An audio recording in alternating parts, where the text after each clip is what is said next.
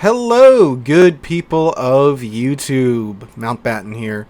And today we have quite the devblog to go through. This devblog contains information about the newly announced third American battleship line split, which is the hybrid line, along with several new ships being announced in this devblog with their detailed stats. So, if you want to read along as I read aloud, link to this will be in the description down below. Any relevant images or artwork will be thrown up on screen as we go through this devblog. So again, if you want to read along, link is down below. So let's go ahead and just dive right on in. So they say, new ships close testing 11.0.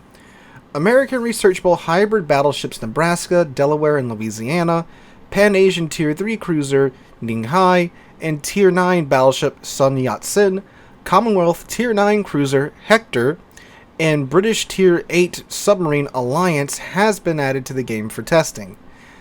A new researchable branch of American hybrid battleships will be added to the game in the upcoming test session. Each of these ships has main battery guns with good firing range, though not the highest damage per minute, as well as a squadron of dive bombers equipped with HE bombs. These aircraft are not available to activate at the beginning of a battle and are subject to a significant preparation time. The large number of planes per squadron allows for good damage to be dealt with these aircraft. However, the planes do not return to the ship after use. Instead, a full squadron is restored on your ship at once after a long cooldown. The new battleships stand out with good maneuverability and speed, which makes it possible to change flanks if the need arises. The most vulnerable part of these ships is their large, lightly armored aircraft hangars, which form part of the superstructure. Thanks to their good firing range and fully controllable aircraft squadrons, these newcomers can provide effective support to their team. The ship's consumables are composed of damage control party and repair party with standard characteristics, as well as a fighter. Oh, they get fighters, that's interesting. As far as ASW tools, these ships will come equipped with a standard depth charge airstrike. If testing of this armament on the American branch of researchable hybrid battleships is successful, we will consider adding this armament to the hybrid ships already present in the game. Does that include the Dutch cruisers wargaming? Because they still don't have any ASW at all. So that's interesting. It's taken them a while to realize that the players that enjoy controlling planes wouldn't mind having ASW planes as well. So here's the, I'm guessing fully realized hybrid ships. They showed us like some concept art in the roadmap video a little while ago, but here they are in game. Here's the Nebraska. They state a fast aircraft carrier / battleship with powerful anti-aircraft defenses and 6 406mm guns mounted in the ship's bow. I'm assuming these are probably the 45 caliber guns, not the 50s. American battleship Delaware Tier 9.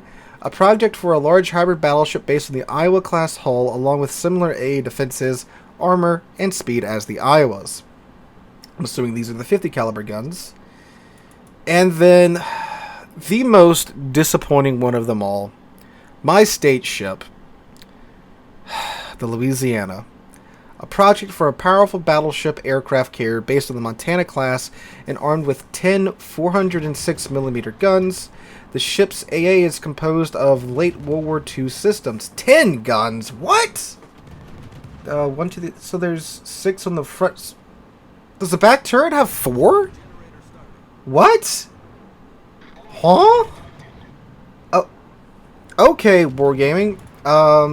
They have this to say about the battleships as well. The naming of U.S. battleships by state is so familiar that few have thought why this is the case. The history goes back to 1819 when an act of Congress established that the names of the U.S. warships are selected by the Secretary of the Navy under the direction of the President. It was decided that its ships of first rank, 40 guns and above, should be named after the states of the Union. As the decades passed, the sailing fleet was replaced by the steam fleet and then the armored fleet, and the laws were refined according to the new ship classifications. Since 1898, the rule of naming according to the states, while such names are available, extend to armored cruisers of the first class and monitors. In 1908, the latter were excluded, as this class of warship had lost relevance. The number of battleships and then dreadnoughts was growing rapidly. In order to free up names, it was necessary to rename the armored cruisers and monitors that had entered the service earlier. In 1925, it was decided that the battleships are named only after states, but with a reservation. If all such names are used, the ships of the class can be named after a city, historical place, or figure. But in reality, it hasn't come to that. That said, there have never been any rules governing the choice of a particular state for naming a ship in the Navy.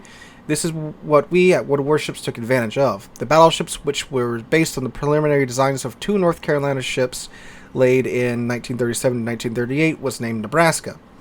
This state's name was given only once in history, to 1904, to a battleship decommissioned in 1923. The only other hybrid battleship of this state, built on an Iowa-class ship, and therefore dating from the early 1940s, was named for Delaware. This was the name of a dreadnought that had been in service since 1909, which also ended in 1923.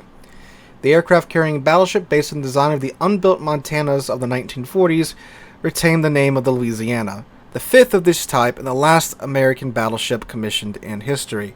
Wargaming, the last American battleship ever commissioned. The keel was laid down, didn't get much further than that, and you do this to it. The last ever battleship planned, approved, laid down by the U.S. Navy, and you turn it into one of the things that the player base hates the most at this time. It stings a little bit harder that it's my state's ship in the game now, and this is it. A 10-gun battleship at tier 10 with a massive flight deck loaded to the center. Again, the pinnacle of what the player base hates of it. Probably the only thing that could potentially get more hate than submarines are these hybrid ships. Again, the continued addition of them, and they do this to it. They couldn't just do a side grade to the Montana, a secondary Montana, but still with the 12 16-inch guns instead of the 8 18-inch guns of the Ohio or anything like that. Or they couldn't, again, keep it as it was supposed to be, a Montana, a full-on battleship, and not this hybrid monstrosity that we have today. But they did. And I am very disappointed that this is what's happening to the last battleship ever named in the U.S. Navy, last one ever designed, last one ever commissioned, last one ever laid down, and this is happening to it. Yes, it wasn't complete, I understand that, but still. Alright, we'll come back and look at the stats of all these ships once we get through them. Moving on from that disappointment, the Pan-Asian cruiser, the Ning Hai, the Tier 3. A compact light cruiser built in Japan for the Republic of China Navy. Her distinguished features were her moderate speed and relatively powerful artillery for her size. In-game, Ning Hai is notable for long-range rapid-firing guns and powerful torpedo armament. She also enjoys good concealment and maneuverability, but a low speed and a small HP pool. There were 2 of these ships, I do believe. One was built in Japan for China, and the one was built in China with the help of some Japanese naval engineers as well. I believe both the Ning Hai and her sister were sunk during the invasion of Nanking by Imperial Japan. So some cool historical ships. I like seeing these, odd little ships here and there that, you don't really hear about in history, but when you look into them, their story's pretty interesting. I like that, we're seeing these ships make their way into the game as well. It's a tier 3 ship too, so, good bot farming's going to be happening down there because of that low of a tier. There's still plenty of bots to farm in random battles, so with some rapid-firing 5-inch guns, this should be, I'd imagine, a nice little derpy ship to play at tier 3. It wouldn't surprise me if they give this ship away from free for an event or something like that. If not, tier 3s are maybe $5, I think, if that even. This one, however, Pan-Asian battleship Sun Yat-Sen, which is a tier 9, and this is a Soyuz, but someone stole her guns. Okay. A battleship similar in many respects to the Sovietsky Soyuz class, except in the gunnery department. Yeah, because she's been robbed. Sun Yat-Sen, Sun Yat-Sen is armed with 6 457mm main battery guns with good accuracy and range. She also has a healthy supply of HP and good armor. Her A defenses are average, but with the help of the DFAA consumable, she can definitely fend off enemy squadrons. The main con of the ship is the reduced number of guns. The ship's consumables are represented by Damage Con, Repair Party, and DFAA. So, I thought they were going to, do what they do with most ships that they give large caliber guns to at their tier now, which is shave off some of the bow armor. And maybe give it 25mm of bow armor. But it sounds like she still has 32 from the description here. So, yeah, accurate. Oh, man, accurate Soviet 18-inch guns. That's scary, especially at tier 9. So, Alright. We'll look at that thing's stats here in a moment. Okay, Commonwealth Cruiser Hector. Hector! Tier 9. God, this ship looks goofy. Oh my god, it's just a stretch Dido. Long Dido isn't real. Long Dido can't hurt you. Long Dido. A project for an enlarged version of the Dido-class light cruiser. The main differences between her and her prototype lie in the more powerful guns and torpedo armament. Hector is armed with 14 133mm guns divided between 7 turrets, as well as 4 tube torpedo launchers, similar characteristics to those aboard Neptune. Or torpedoes can be launched one at a time. The main battery has a high rate of fire, yet low damage and armor penetration values. The torpedoes have comfortable torpedo launching angles. The cruiser has good concealment, maneuverability, but low HP and weak armor. Consumables, damage con, repair party with standard settings, a crawling smoke generator, and the choice between DFAA and Hydro. So yeah, it's Long Dido, but they crammed more guns onto it. Oh, this weird diamond-shaped formation in the front, that's something. I guess it's just triple guns in the back, just in the normal, 1, 2, 3 stack. Okay. Alright, British Submarine Alliance, Tier 8. A diesel-electric sub with a long operating range intended for use in the Pacific Theater in the late 1950s, the submarine underwent a major upgrade. Unlike the researchable British submarines, Alliance has access to both acoustic and standard torpedoes. The acoustic torpedoes have a shorter distance at which they stop homing, as well as improved turning speed, toward ping targets, but they are extremely slow, giving an opening for enemies to evade them. They also deal low damage. Like the researchable British subs, Alliance has impressive dive capacity and good speed, but a small HP pull. So this is actually the Amphion-class submarine Alliance, which is a museum ship today. So, if they're going to add submarines into the game, adding real still ships that exist that are still museum ships today, that's, I'm more okay with that than some of these crazy submarine designs they've been coming up with today. Alright, so let's take a look at those hybrid battleship stats. A 10-gun American battleship at tier 10. That is weird. Alright, so again, I'm not going to go through all these. We're going to mainly focus on the tier 10 because that seems the most interesting. Because, literally, Nebraska is, just, I'm guessing a South Carolina with a flight deck. Delaware's in Iowa with a flight deck. We will take a look at their planes, though. So, Nebraska has, what type are they? What are they? Oh, right down here. Dive bombers. Okay, it's dive bombers. They are HE dive bombers. Okay. They have 2,229 HP. They go 135 knots. Maximum speed 173 knots. 5 planes per flight, and it's just like the other hybrid ships. All 5 planes attack at once. The bombs do 7,300 maximum damage. They pin 42 millimeters of armor. They have a 46% chance of causing a fire on the target. And yeah, 30-second reload time on 16-inch guns that have a 22.7 kilometer range. Yep, 2x3. Oh, there's only 6 guns. Okay, so Nebraska only has 2x3 406s, so she only has 6 guns. 6 16-inch guns at tier 7. What's the dispersion? Dispersion. Where's the dispersion stat at? Why am I blind? Fellas, I think I might be... Okay, yeah, maximum dispersion 287 with a sigma of 2.0. Okay, so higher-ish sigma for tier 8. Dispersion, well, at 22 kilometers, yeah, that's to be expected. But it is American battleship dispersion, too, so it may not be that bad. Alright, the Delaware, the tier 9, she gets... What in the world? So, the Delaware gets a 1x2 406, so she has a third turret that only has 2 guns in it, and then 2x3 406. So she has 8 guns. Okay, 21.6 kilometer maximum firing range. What's her dispersion? 276 meters maximum dispersion and 1.9 sigma with 30-second reload time.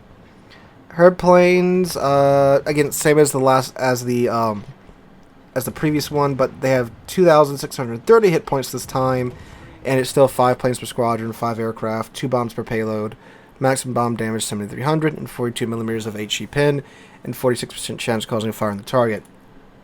The Louisiana, so she has 96,300 hit points, 32 millimeter plating, and yeah, 2x3 406s, and then a quad 406 gun. That's gotta look goofy.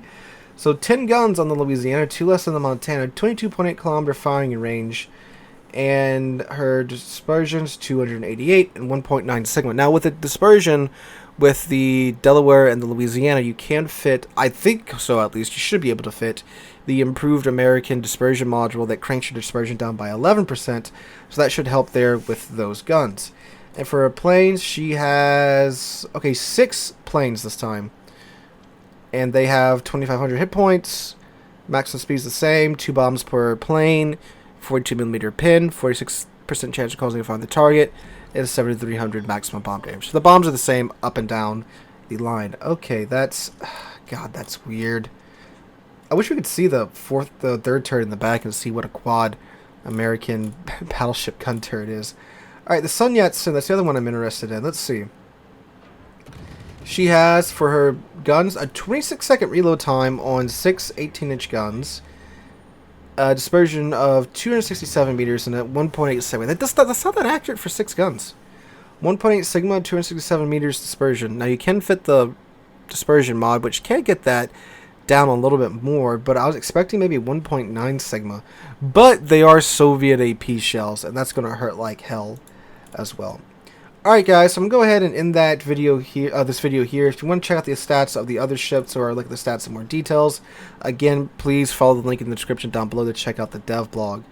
So guys, let me know what you guys think about this dev blog. Again, I'm really sad that Louisiana's coming to the game like this, rather than like she should be in my opinion. The American battleships, I gotta give them credit, they somehow came up with a way to make these ships interesting by giving them some weird third turret configuration. I mean, besides, of course, bolting flight decks to battleships, you know, but trying to deviate them from their battleship roles in comparison to the standard American battleships. So we'll see what these ships are like once they come out. Again, I wish Louisiana was coming out in her proper form. Again, Ning Hai, really glad that we're getting some more obscure historical ships in the game. Sun Yat-Sen, again, with the accuracy, it could be a monster, it could not be a monster. I'm getting a feeling that it's probably going to be a little bit more like the traditional 6-gun battleships, where it's not really that accurate and you're really getting damage from 1 or 2 shells connecting. But again, it's Soviet shells, so we'll see. The Hector, big Dido, maybe big Dido's better Dido. More HE spam, but there's no shortage of that in the game anyway. And the Alliance, again, cool seeing another historical ship coming in game, even if it is a submarine. So guys, let me know what you guys think in the comments down below. Hope you guys are having a wonderful Friday. We'll be live streaming right here tonight on the channel and on Twitch, so make sure you come out for that. If you did like the video, make sure to subscribe to the channel as well. We're on our way to 40,000 subs, and I cannot thank you guys enough for that. Hope you guys have a wonderful Friday, have a wonderful weekend. Hope to catch you guys in the next one.